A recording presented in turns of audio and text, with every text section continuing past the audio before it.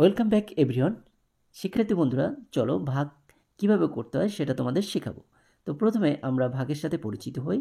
এখানে দেখো যে 3 দ্বারা 17কে কীভাবে ভাগ করতে হয়। প্রথমে দেখো 3 17-র মধ্যে কতবার ভাগ করা যায়, এটা জানার জন্য অবশ্যই তোমার 3 ঘরের নামটা জানতে হবে। দেখো 3 ঘরের নামটা যদি জানতে পারো তাহলে খুব সহজেই করতে পারবে। দেখো এখানে 3 17-র মধ্যে দেখো 3 5-এ 15, দেখো 3 5-আ 15, তাহলে 3 17-র মধ্যে 5 বার যায়, কিন্তু 3 যদি 6 বার দাও তাহলে 3 6 18 বড় বেশি হয়ে যায়। এক্ষেত্রে তোমরা কি করবে, যে 17-র কাছাকাছি বা তার নিচে সংখ্যাটি অবশ্যই বসাতে হবে। দেখো 3 5-এ 15, এবার তোমরা 17-র নিচে 15 লিখবে, 15 লিখে বিয়োগ করো। দেখো যেহেতু 17 থেকে 15 বিয়োগ করলে 2 থাকবে, এটা হলো অবশিষ্ট। এবার দেখো আমরা যে সংখ্যাকে অন্য সংখ্যা দ্বারা ভাগ করা হয় তাকে ভাজ্য বলে। তো এই 17 সংখ্যাটিকে আমরা ভাগ করেছি, এই জন্য এটা হলো ভাজ্য। এবার দেখো ভাজক কি। তো ভাজক হলো সংখ্যা দ্বারা অন্য সংখ্যাকে ভাগ করা হয়। তাহলে এখানে 3 হলো ভাজক। এরপর করার পর যে ফল পাওয়া যায় সেটা হলো ভাগফল, তাকে ভাগফল বলে। এবার দেখো সর্বশেষ এখানে রয়েছে ভাগশেষ।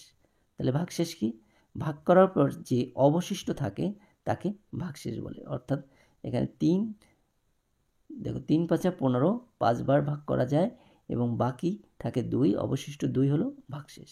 আমি ভাগের ক্ষেত্রে 4টি নিয়ম দেখাবো।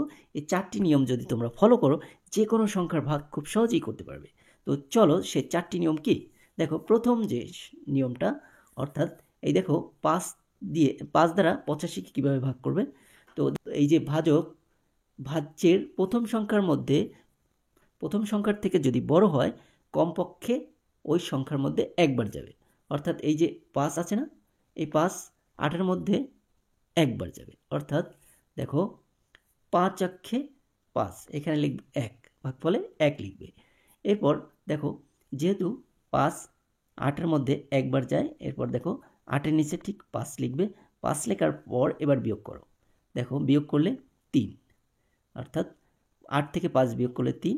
এবার যে ডান পাশের সংখ্যাটি নামাবে, অর্থাৎ এই 5 সংখ্যাটি নামানোর পর কত হয় 35। এবার দেখো 5 ঘরের নামতায় 5 35-এর মধ্যে কয়বার যায়, দেখো 5 সাথে 35, 7 বার। তাই ভাগফলে তুমি 7 লিখবে এবং দেখো 5 সাথে 35। তো এটা দেখো এখানে ভাগশেষ 0। এরপর দেখো নিয়ম 2। নিয়ম 2-এ কি রয়েছে দেখো, এই যে 6 45-এর ভিতর কতবার যাবে। দেখো এক্ষেত্রে এই ভাজ্যের থেকে ভাজক যদি বড় হয় দেখো তাহলে 2 সংখ্যা ধরে ভাগ করতে হবে। এটা ভালোভাবে লক্ষ্য করো।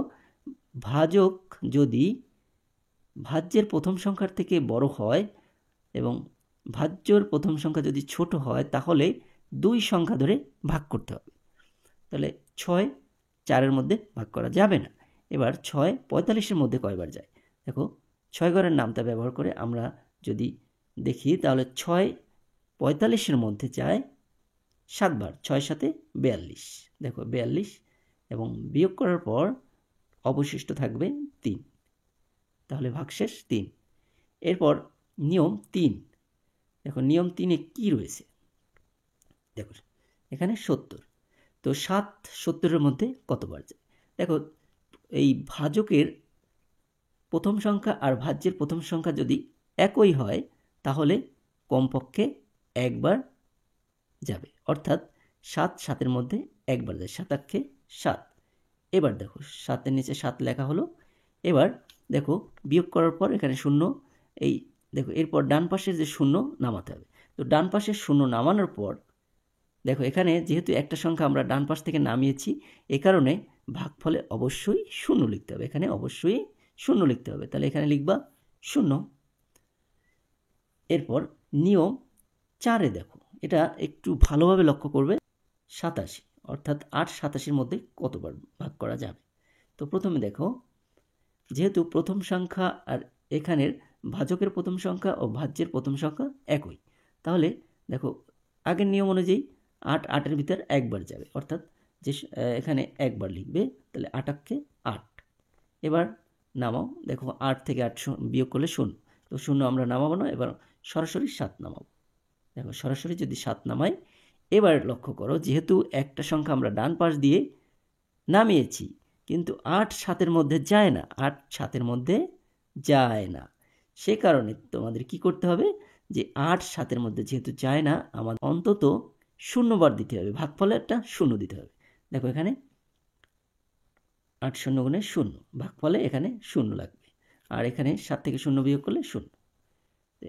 এভাবে করে তোমরা 4টা নিয়ম যদি ফলো করো, তাহলে তোমাদের যে কোনো সংখ্যার ভাগ অবশ্যই করতে পারবে। দেখো বড় সংখ্যার ভাগ কিভাবে করবে। দেখো পৃষ্ঠা নম্বর 7-এ যে অঙ্কটি রয়েছে, 69,738 ভাগ 245। দেখো এই যে বড় সংখ্যার ভাগ কিভাবে করবে, ও আমরা প্রথমে সংখ্যাটি সাজাবো। লক্ষ্য করো এখানে যেহেতু 3টি সংখ্যা, অর্থাৎ ভাজকের 3টি সংখ্যা, তাহলে ভাজ্যের আমরা 3টি সংখ্যা নেব, কমপক্ষে 3টি সংখ্যা নেব। দেখো 3টি সংখ্যার মধ্যে ভাগ করতে হবে। তো এবার দেখো 2 একটি সংখ্যা, দেখো প্রথম সংখ্যাটি সবসময় বিবেচনা করে ভাগ করবে। দেখো প্রথম সংখ্যা এদিকে ভাজকের প্রথম সংখ্যার মধ্যে, দেখো ভাজকের প্রথম সংখ্যা ভাজ্যের প্রথম সংখ্যার মধ্যে কতবার যায়। তো এক্ষেত্রে দেখো যেহেতু এই সংখ্যাটির সাথে 45 রয়েছে, এবার একটু বিবেচনা করতে হবে।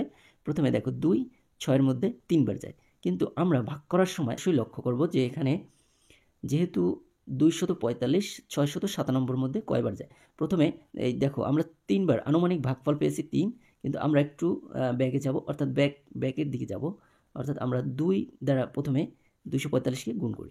দেখো 245কে আমরা যদি 2 দ্বারা গুণ করি, 245 গুণ 2, দেখো 245 গুণ 2, তাহলে এবার গুণ করি। দেখো 5 দুগুণে 10-এর 0, হাতে আমার 1, 4 দুগুণে 8-এর 1 9, 2 দুগুণে 4, 490।